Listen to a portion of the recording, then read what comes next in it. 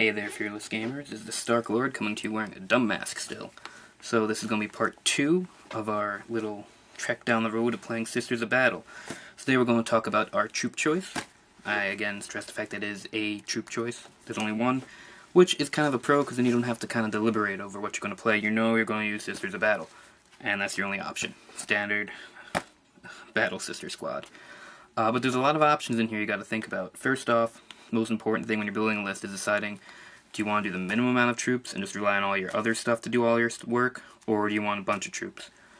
Usually at 1850, which is what I normally play, I use 3 squads and tanks, or rhinos, whatever, and it works okay. I feel that more troops the better, especially since most of the time you have to deal with objective grabbing, and 20 sisters isn't really going to be good at objective grabbing.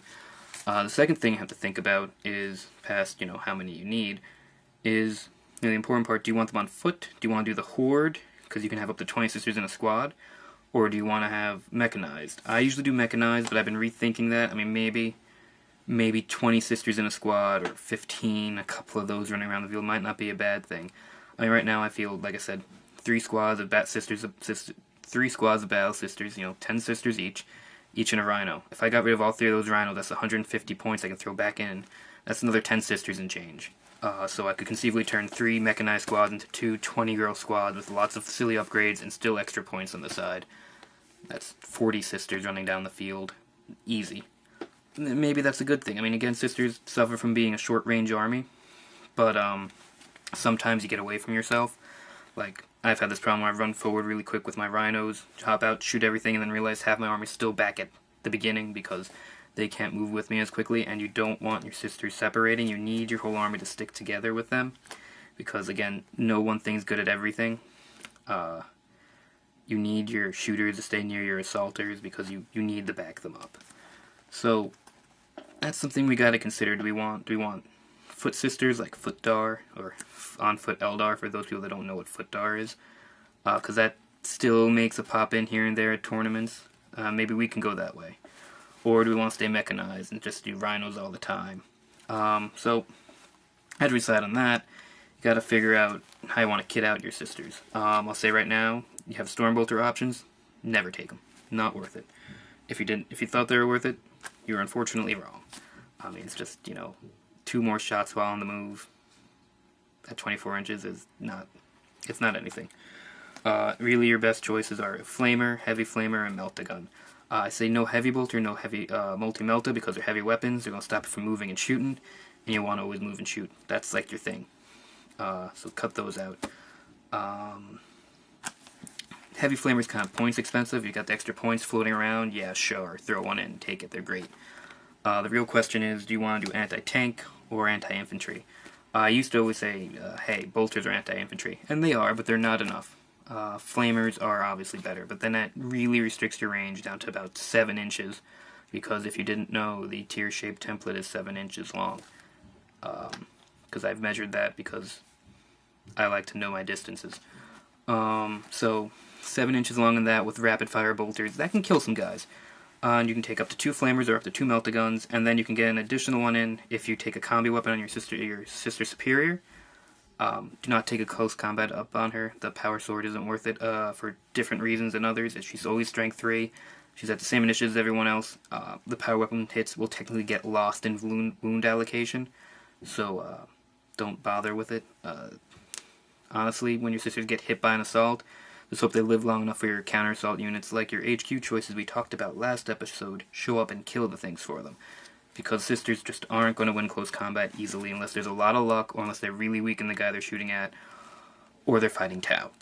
But, anyone fighting Tau beats Tau. Even Tau.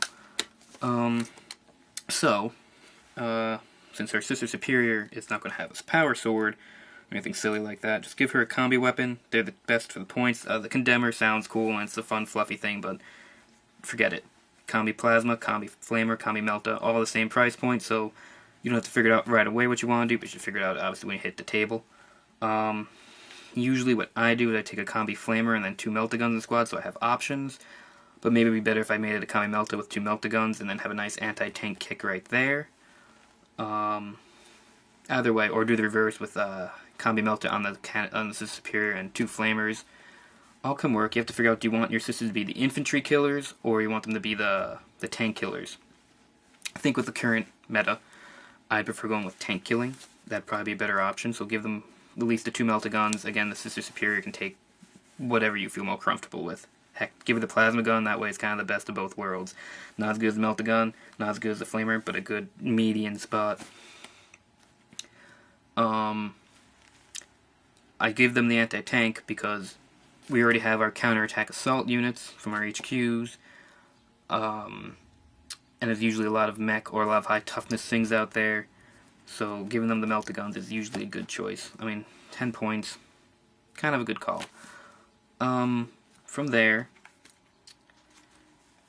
that's kind of like really it for them. Then you have to figure out if you are mechanizing them, are you taking rhinos? You're taking rhinos because that's the only real option. So let's talk about dedicated transports. There's 2 dedicated transports in this army. There's the Rhino, which is the same as the Space Marine Rhino with 1 exception, and that's actually 2 exceptions. There's no Searchlight, which is fine, but in replace of that, you get Shield of Faith.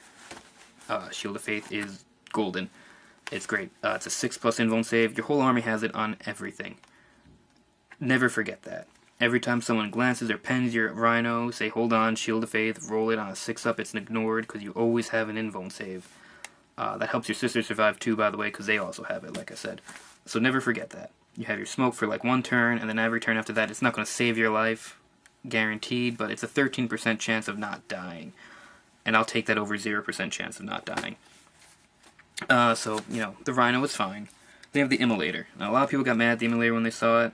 Honestly, it is the exact same point cost as a standard vanilla Space Marine Immolator. Oh, not Immolator. Razorback with a heavy flamer on it. Twin-linked heavy flamer. So it's actually no different from the Space Marine one, except for it has Shield of Faith instead of a Searchlight.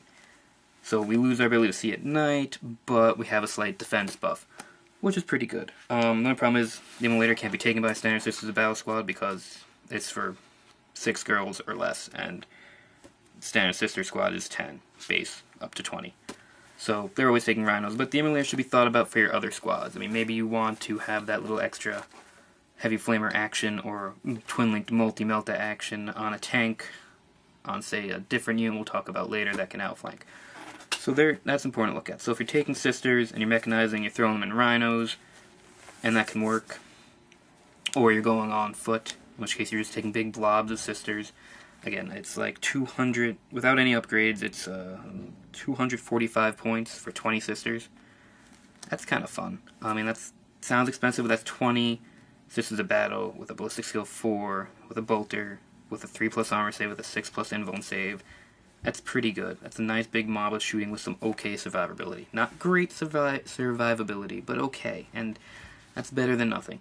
So tell me what you guys think again. Should we take...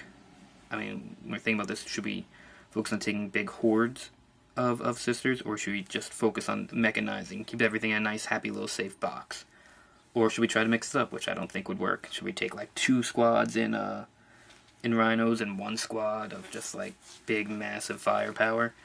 It's up to you, really. The only problem with taking 20, of course, is that you still don't get any bonus for taking 20 as it comes to special weapons. You're still only going to have 2 in the squad. So there's something you have to remember. So if you want maximized specialized weapons in the squad, 10 sisters max. And then you might as well put in a Rhino because you need survivability. You need to survive by numbers, or you need to survive by having a blade of shield, aka a tank. So again, comment, and let's figure this out. Again, I'm going to try to build this into a 2,000 point list for an upcoming GT, and I'm not the best general, but I'm going to try and make a best list I can, and I've been playing Sisters since I started, so hopefully we can make this work. I say we because I'm hoping with your feedback we can figure out a good list that shows that Sisters aren't crap, that they can be played and they can be good, especially if someone good plays them, which again isn't me, but I'm gonna stand in until someone good shows up. So until next time.